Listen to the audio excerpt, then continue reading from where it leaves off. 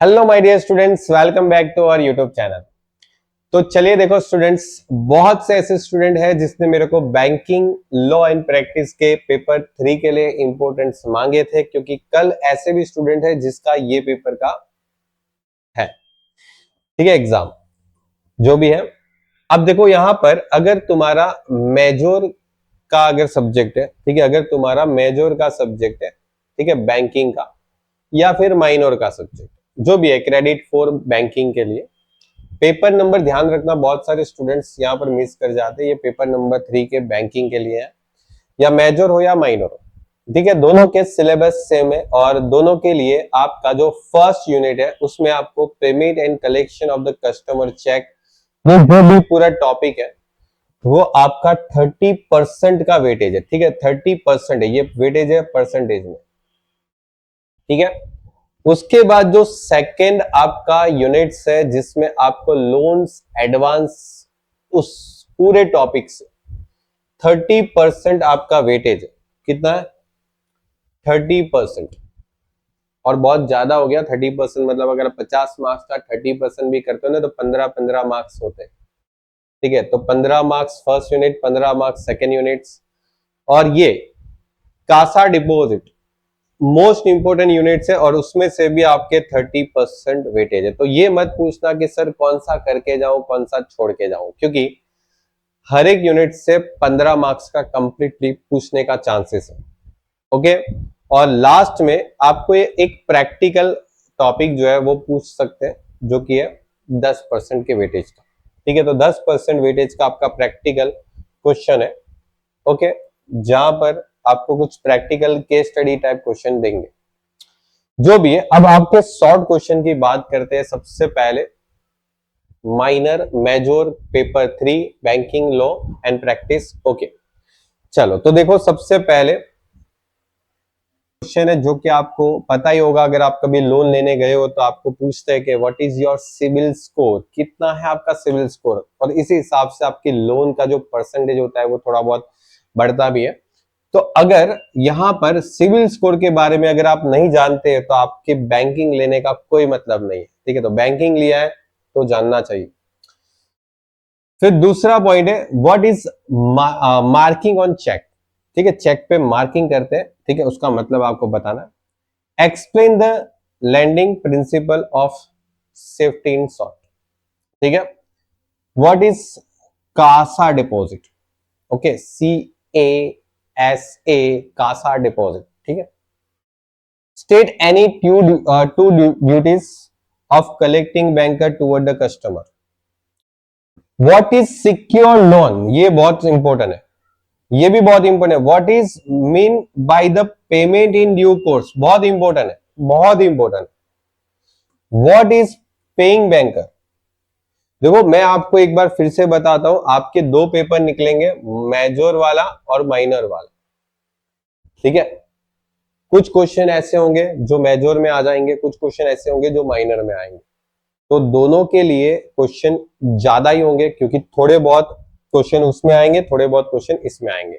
लेकिन जो बोल रहा हूं उसको अच्छे से पढ़ लो। बाकी अगर आपके आपके हिसाब से आपको और ज्यादा पढ़ना है तो पढ़ सकते हो, इतना तो पढ़ के ही जाओ, ये बोल रहा हूं। डिफाइन अनसिक्योर लोन, ये भी बहुत important.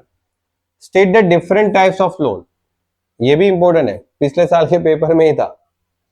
What is the full form of APR and what is APR banking term, ठीक है। What does the KFS stand for, what is the purpose of, वही आ गया, क्या था, KFS, ओके। चलो, who is a collecting banker, most important. State the service provide by the bankers to CASA account holder, CASA account holder को banker जो service provide करते हैं, ठीक है, उसके बारे में question. Next, state the protection given to the collective banker, ठीक है, protection given to the collecting bankers. State the importance of CIBIL, देखो ये तो बहुत इंपॉर्टेंट है, सिविल्स का इंपॉर्टेंस क्या है, सिविल स्कोर का in the loan approval process. जब आप लोन लेने जाते हो ना तब आपको पूछेंगे कि what is your CIBIL score, और अगर आपको पता है, अगर आप गूगल पे वगैरह यूज करते हो तो आजकल गूगल पे पे भी आपका सिबिल स्कोर जानना हो तो आप जान सकते हो अपना खुद का, ठीक है। State the meaning of the bankers as a holder for value, write the formula of CASA ratio, ये एक बार अच्छे से कर लेना, मैं मानता हूं शायद पूछ सकते हो। State the two features of the CASA deposit, इसके फीचर्स बताओ, कासा डिपॉजिट के कोई भी दो फीचर्स, ठीक है, अच्छे से कर लो, बाकी जो भी है आपके सामने ही है। लॉन्ग क्वेश्चन की बात करें तो बहुत ज्यादा नहीं है, कुछ थोड़े बहुत लॉन्ग क्वेश्चन आपके लिए दिए हैं, जिसमें एक फर्स्ट क्वेश्चन है, what is wrongful dishonor of check, under the what circumstances can a banker dishonor check and explain the effect of wrongful dishonor of check। बहुत कुछ आ गया इसके अंदर, लेकिन अच्छे से कर लेना ये क्वेश्चन को, मानता हूं 14 मार्क्स के लिए बहुत इनफ है ये question. Explain the different form of the bank advance, ठीक है, तो ये एक अच्छे से कर लेना, वैसे सिंपल सा है, कुछ इतना ज्यादा नहीं है। State the principle of sound lending and discuss any three of them in details, ठीक है। तो यहां पर कुछ प्रिंसिपल है, उस प्रिंसिपल में से कोई भी 3 प्रिंसिपल अच्छे से समझा दो, हो सकता है 4 भी पूछे, ठीक है, एक ज्यादा करके जाना एग्जाम में। State explain the statutory protection of collecting bankers in detail, ठीक है, स्टैट्यूटरी प्रोटेक्शन क्या होता है कलेक्टिंग बैंकर को, वो डिटेल में बताना। चलो ठीक है, 7 मार्क्स के लिए आपको कुछ क्वेश्चन है, जिसमें explain the internet banking and mobile banking, okay, ये तो आज के टाइम का बहुत ही इंपॉर्टेंट क्वेश्चन हो गया, ओके, और वो भी channel for the CASA account holder के बारे में। Explain the features of the CASA deposit, okay, state the general principle of the bank lending and discuss any two, okay, general principle of bank lending. देखो, अगर आप bank में loan लेने गए हो, ठीक है, तो उसके बारे में आपको यहां पर भी वो टॉपिक था ना, नहीं था, चलो ठीक है, अच्छे से कर लेना ये। Explain the importance of the CASA for the bankers, okay, explain the different types of loan, ठीक है, ये डिफरेंट टाइप की लोन जो है उसके बारे में एक्सप्लेन करना है।